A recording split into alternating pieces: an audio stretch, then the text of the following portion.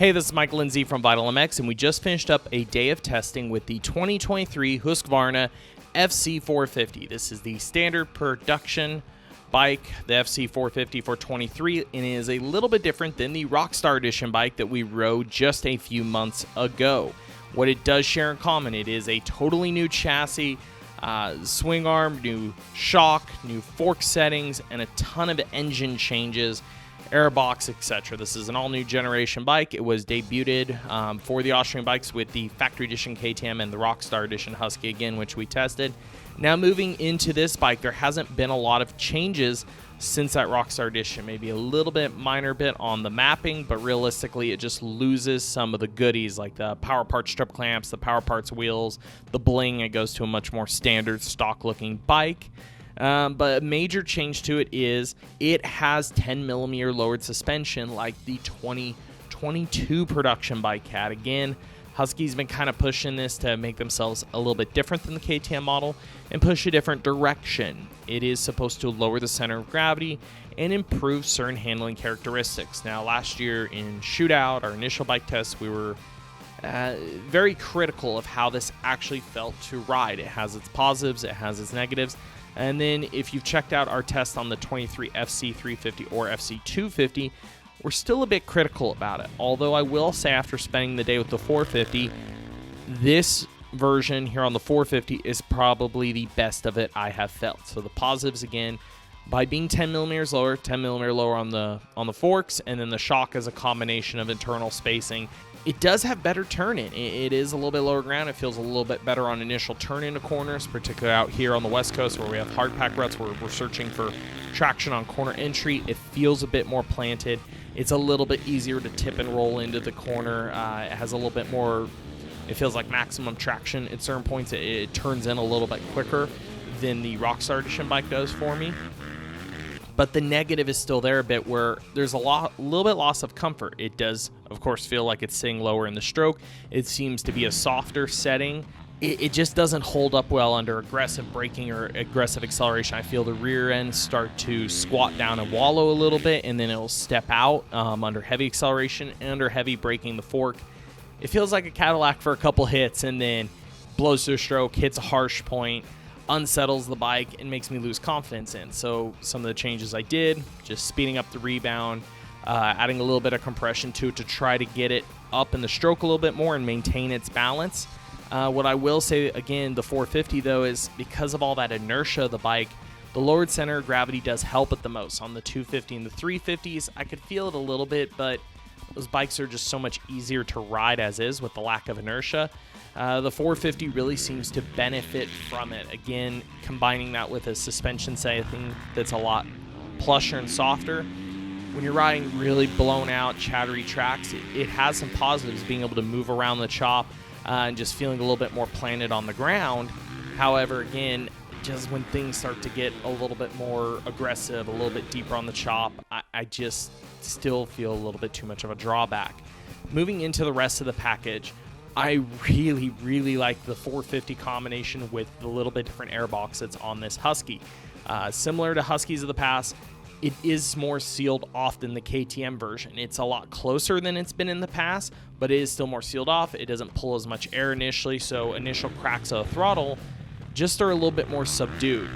Moving to this new generation bike, they definitely feel like they've upped the output of the 450. It's a little bit more aggressive, comes to life a little bit quicker. It's not as linear and lazy feeling as the old engine, but it is at times a little bit much. The standard map, the standard softer map in a sense, was more than plenty for what I was doing. Easy to connect to Glen Helen, and again, the close-off airbox for me sealed it up and just made it that perfect balance I was looking for. The more open airbox lid or the aggressive mapping, while they are fun and exciting, I had trouble connecting them in the corners. Just the throttle input was a little bit too aggressive or harsh, and I found myself kind of standing up on ruts. Standard map was plenty fine for me. The traction control system, which KTM has had for years now, is really fun when it's very slick, very wet out. I don't tend to use it in any situation other than that, but for a lot of guys, it could tame it down just enough to make it usable.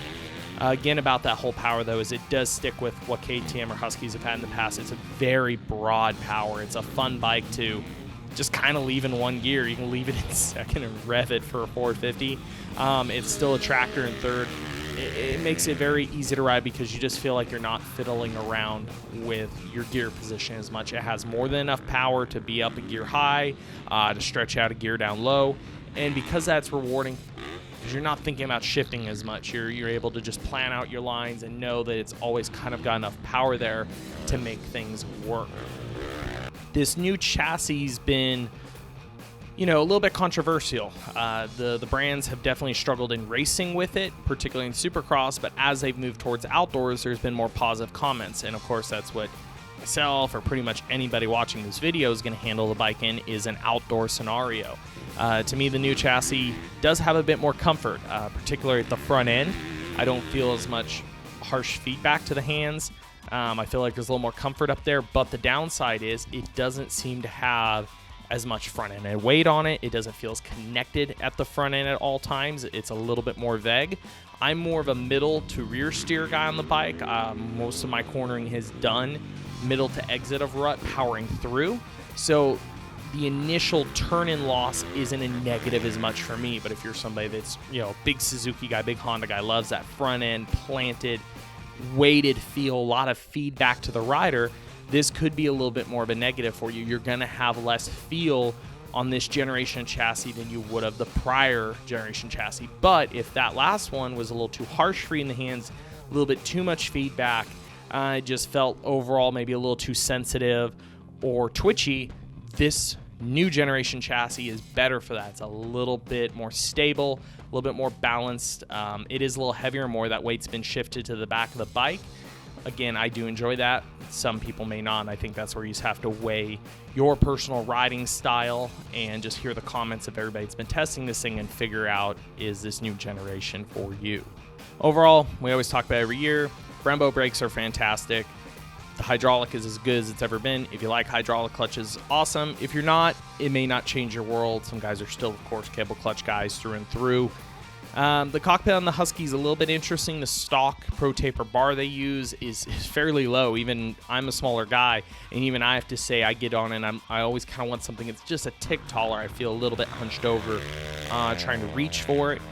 But overall, the rest is well balanced. Last thing to touch on is the quick shifter. We've played with it a little bit from, again, the Rockstar and factory editions into this. I kind of still have the same feedback I've always had. I like it for starts. I like it when the bike's under super and you're just going down a straightaway and you know what you're doing with it.